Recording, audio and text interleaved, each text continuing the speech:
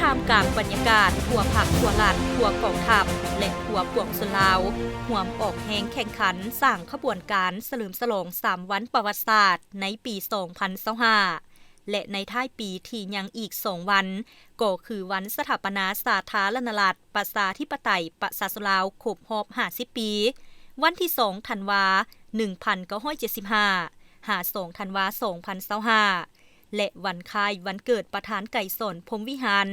ผู้นำอันแสนเคารพรักของปวงชนลาวทั้งชาติครบรอบ105ปีวันที่13ธันวา1920 13ธันวา2025พร้อมเดียวกันนั้นกรมก่อสร้างคุ้มครองทรัพย์สินก็ได้สร้างผลงานเพื่อคำนับหับต้นวันสร้างตั้งเหล่า6พลาธิการครบรอบ70ปีวันที่5สิงหา1956 5สิงหา2026ที่จะมาถึงนี้ให้เป็นขบวนการฟุดฟื้นแข็งแรงเฮาผลจิตวาสมใจคำมณีกรรมการคณะบริหารงานพรรคองค์การกลุ่มใหญ่พลาธิการกองทัพหัวหน้ากรมก่อสร้างคุ้มครองทรัพย์สินกลุ่มใหญ่พลาธิการกองทัพกระทำกลางบรรยากาศทั่วพรรคทั่วรัฐทั่วกองทัพและทั่วปวงชนลาวสังชาติร่วมออกแห่งแข่งขันกันสร้างขบวนการต้อนรับ3วันประวัติศาสตร์ของพรรคของชาติคือวันสั่งตั้งพรรคประชาชนปฏิวัติลาวครบรอบ70ปีและวันสั่งสาธารณรัฐประชาธิปไตยประชาชนลาวครบรอบ50ปีและวันคล้ายวันเกิดประธานไกรสอนพรหมวิหารผู้นำผู้แสนเคารพรักของประชาชนลาวครบรอบ105ปีทั้งเป็นการพันขยายมติกองประชุมใหญ่ครั้งที่11ของคณะบริหารงานศูนย์กลางพรรคและกองประชุมใหญ่ครั้งที่6ของคณะบริหารงานพรรคกระทรวงป้องกันประเทศและกองประชุมใหญ่ครั้งที่7ของคณะบริหารงานพรรคองค์การกลุ่มใหญ่พลาธิการอยู่ในนี้ที่ว่าสำหรับกลุ่มกองของพวกเราก็คือกรมก่อสร้างคุ้มครองทรัพย์สินได้กะเกียมการสร้างผลงานคำนับหับต้อนวันสร้างตั้งเหล่ารบพลาธิการครบรอบ70ปีก็คือวันที่5เดือน8 1956ถึงวันที่5เดือน8ปี2026ที่จะมาถึงนี้ให้มีผลสำเร็จมันหลายด้านเป็นต้นก็เป็นต่อบรรดาหน้าที่การเมืองของกรมกองพวกเราได้มีผลสำเร็จตามการชี้นำของพันทึงต่อกับภาระบทบาทอันสำคัญของกรมก่อสร้างคุ้มครองทรัพย์สินที่มีต่อกองทัพแม้นมีความสำคัญหลายเป็นต้นเป็นการปรับปรุงก่อสร้างกรมกองและบรรดาโครงการต่างๆภายในกองทัพ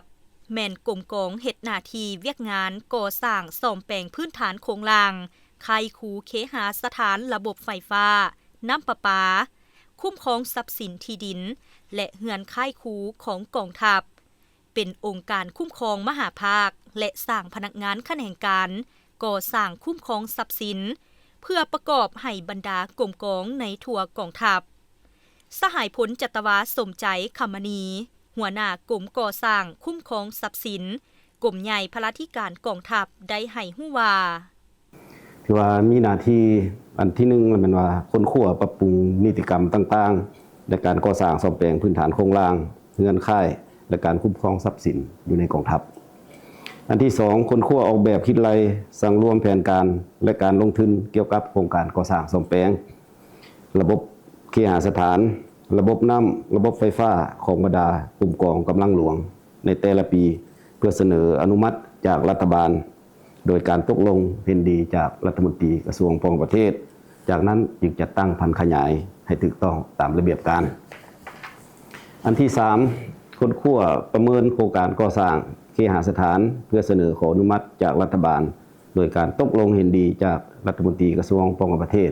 จึงจะตั้งพันขยายให้ถูกต้องตามระเบียบการที่4สมทบองค์การกรมกองที่เกี่ยวข้องและผู้รับเหมาเพื่อประกอบเอกสารสำระโครงการให้ถูกต้องตามระเบียบหลักการของรัฐและระเบียบของกระทรวงป้องกันประเทศที่5สังรวมสถิติที่ดินเฮือนระบบไฟฟ้าระบบน้ำของบรรดากรมกองเพื่อคุ้มครองให้มันรวมศูนย์6ตรวจการมาตรฐานเงื่อนไขของผู้รับเหมาโครงการก่อสร้างซ่อมแปลงให้ถูกต้องตามระเบียบการอันที่7ก กวดกาปฏิบัติสัญญาโครงการก่อสร้างซ่อมแปลงเคหสถานระบบไฟฟ้าระบบน้ำประปาของผู้รับเหมาที่ได้รับการตกลงจากขันเทิง 8. กวดกาเกี่ยวกับที่ดินในการคุ้มครองเพื่อออกใบยั่งยืนสิทธินำไส้ที่ดินให้แก่คุ้มครองและบุคคลภายในกองทัพ 9. กวดกาการนำไส้ที่ดินเฮือนระบบไฟฟ้าระบบน้ำประปาของบรรดากลุ่มกองสมทบกับภาคส่วนที่เกี่ยวข้องเพื่อค้นคว้าแก้ไขปัญหาที่เกิดขึ้นให้มันถูกต้องตามระเบียบกฎหมาย 10. ชี้นำกองผลิตวัสดุก่อสร้างและกองก่อสร้างซ่อมแปลงเพื่อปฏิบัติหน้าที่ตามพระราชบทบาทและการเคลื่อนไหวให้ถูกต้องตามระเบียบหลักการที่ได้กำหนดไว้ 11. อันสุดท้ายที่ว่าสมทบคณะพักคณะบรรษาของกลุ่มกองเพื่อชี้นำแผนกก่อสร้างคะแนนก่อสร้างให้ได้มีการเคลื่อนไหวให้ถูกต้องตามสิทธิหน้าที่และพระราชบทบาทของตนตลอดระยะผ่านมากรมก่อสร้างคุ้มครองทรัพย์สินแม่นได้เฮ็ดสำเร็จหน้าที่การเมืองของตนในการจัดตั้งแผนงบประมาณโครงการลงทุนของรัฐแผนพัฒนาเศรษฐกิจและออกแบบคิดไล่โครงการต่างๆของกระทรวงป้องกันประเทศโดยเฉพาะเวียกงานซ่อมแปลงเป็นต้นแมนเขตจุดสุมที่สำคัญในกองทัพก็คือรัฐบาลและสำหรับหน้าที่เวียกงานที่พวกเราได้จัดตั้งปฏิบัติได้มีผลสำเร็จในระยะผ่านมานั้นก็ขอยกให้เห็นบางเวียกที่ต้นตอและได้จัดตั้งปฏิบัติผ่านมาอันที่หนึ่งที่ว่าพวกเราเฮ็ดให้กลุ่มกองและกลุ่มกองขึ้นกับมีความสงบโดยพื้นฐานอันที่สองจัดตั้งปฏิบัติแผนพัฒนาแผนงบประมาณโครงการลงทุนของรัฐประจำปี 2025 ตามการอนุมัติของรัฐบาล 3. สำเร็จการสรุปการจัดตั้งปฏิบัติแผนพัฒนาเศรษฐกิจสังคมแห่งชาติ5ปีครั้งที่9ปี 2021 5ปี 2025 และแผนพัฒนาเศรษฐกิจสังคมแห่งชาติครั้งที่10 2026 2030ส่งให้รัฐบาลพร้อมเดียวกันนั้นก็ได้สำเร็จการสร้างแผนการประจำปี 2026 โครงการลงทุนของรัฐส่งให้รัฐบาล 4. ออกแบบคิดไล่และชี้นำบรรดาโครงการจุดสุมของกระทรวงป้องกันประเทศโดยเฉพาะเวียกก่อสร้างซ่อมแปลงเคหสถานเป็นต้นเป็นจุดสุมคังเวียงเมืองหมอกแขวงเสียงขวางจุดสุมไซสมบูรณ์จุดสุมเชียงตูบแขวงสวรรณเขตจุดสุมเมืองเสียงข้อแขวงหัวพันจุดสุมพาเจีย0137แขวงหลวงพระบางจุดสุมพัฒนาไซแดนลาวเวียดนามสร้างยุทธศาสตร์ผากวนจันทร์นอกนั้นก็ยังได้ลงชี้นำติดตามบรรดาโครงการช่วยเหลือล่าจากกระทรวงป้องกันประเทศเวียดนามเป็นต้นเป็นโครงการก่อสร้างโรงเรียนวัฒนธรรมชนเผ่าโรงเรียนทฤษฎีการเมืองกองทัพโครงการก่อสร้างกองบัญชาการทหารชายแดนโครงการก่อสร้างโรงหมอร้อยเก้าโครงการก่อสร้างกองห้อยทหารชายแดน214แขวงหัวพันและอื่นๆ 5. ปัจจุบันนี้เวียกที่กรมก่อสร้างคุ้มครองทรัพย์สินรับผิดชอบซุ่มใส่อันหีบด่วนและหีบห้อนที่สุดก็คือเวียงงานรับประกันสถานที่พักเซาเงินกินห้องน้ำระบบไฟฟ้าให้แก้การซ่อมฮบห่วมรถตั้งยานเกาะระหว่างกองทัพประชาชนลาวและกองทัพรัสเซียลารถ2025และการกะเกียมสถานที่พักอาศัยให้แก่กองกำลังกองทัพประชาชนลาวกะเกียมที่จะสวนสนามเฉลิมฉลองวันสถาปนาสาธารณรัฐประชาธิปไตยประชาชนลาวครบรอบ50 ปีคือวันที่2ธันวาคมปี 2025ที่จะมาถึงนี้ต่อกับทิศทางแผนการในต่อหน้า